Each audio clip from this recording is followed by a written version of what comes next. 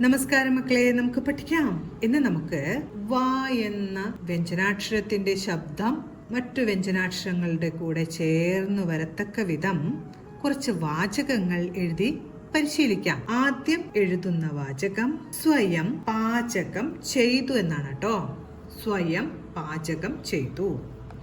സ്വയം എന്നാണ് ആദ്യം എഴുതുന്നത്. സായുടെ കൂടെ വായുടെ ശബ്ദത്തിനായി നമ്മൾ പഠിച്ച ഈ ഒരു ചിഹ്നം ചേർത്തു. സ്വയം സ്വയം പാചകം പാചകം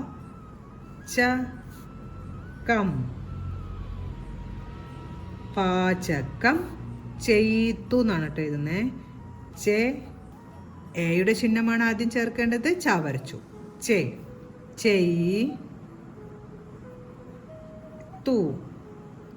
യായുടെ കൂടെ ത ചേർന്ന് ഉച്ചരിക്കുന്നുണ്ട്. അതുകൊണ്ട് യായുടെ മുകളിൽ ചന്ദ്രക്കലയിട്ട് ത വരച്ചു. ചെയ്തുവിന്റെ ചിഹ്നം കൂടെ വരച്ചു. ചെയ്തു. സ്വയം പാചകം ചെയ്തു. സ്വയം പാചകം ചെയ്തു. അടുത്ത് നമ്മൾ എഴുതാൻ പോകുന്ന വാചകം ശ്വാസ തടസ്സം നേരിട്ടു എന്നാണ് കേട്ടോ. ശ്വാ എന്നാണ്. അപ്പൊ ശ്വ എന്ന അക്ഷരത്തിൻ്റെയോടൊപ്പം ആ എന്ന ശബ്ദത്തിനായി ആയുടെ ചിഹ്നവും കൂടെ ചേർത്തു.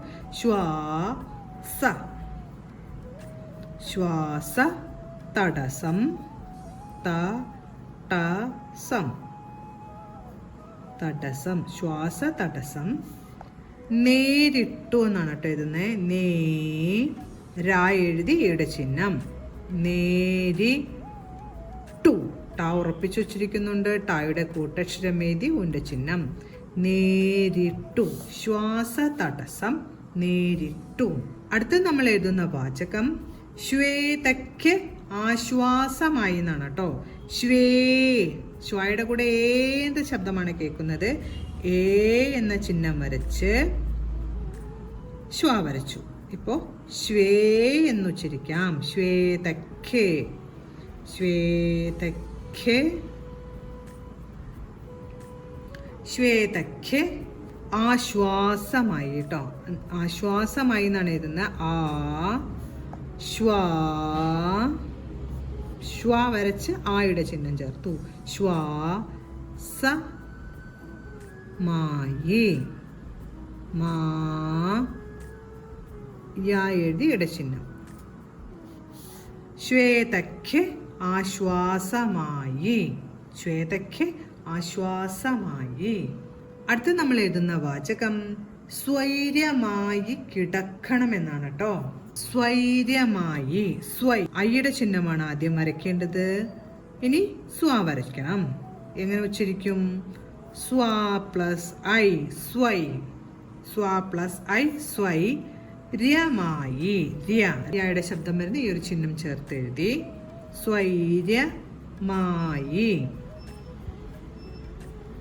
മായി യായുടെ ഇടചിഹ്നം. സ്വൈര്യമായി കിടക്കണം.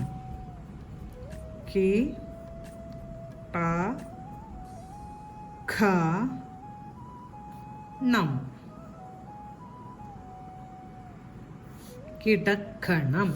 സ്വൈര്യമായി കിടക്കണം. സ്വൈര്യമായി കിടക്കണം. അടുത്ത് നമുക്ക് മനോഹരമായ സ്വരമാണ് എന്ന് എഴുതാം. മനോഹരമായ എന്നുള്ള വാക്കാണ് ആദ്യം എഴുതുന്നത്. ഓ എന്ന ശബ്ദമാണ് നായുടെ കൂടെ കേൾക്കുന്നത്. മനോഹരമായ മനോഹരമായ സ്വരമാണ്.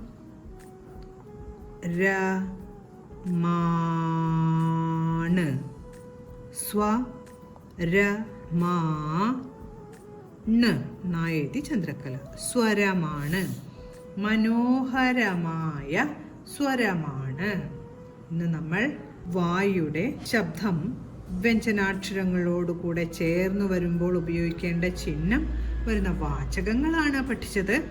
ആദ്യം പഠിച്ച വാചകം സ്വയം പാചകം ചെയ്തു. സ്വയം പാചകം ചെയ്തു. അടുത്തത് ശ്വാസതടസ്സം നേരിട്ടു. അടുത്തത് ശ്വേതയ്ക്ക് ആശ്വാസമായി. അടുത്തത് സ്വൈര്യമായി കിടക്കണം. അവസാനത്തെ വാചകം മനോഹരമായ സ്വരമാണ്. നമ്മൾ ഇന്ന് പഠിച്ച ഓരോ വാചകങ്ങളും പറഞ്ഞുകൊണ്ട് എഴുതി പഠിക്കാൻ ശ്രമിക്കണം. അടുത്ത ക്ലാസ്സിൽ കാണാം മക്കളെ. നമസ്കാരം.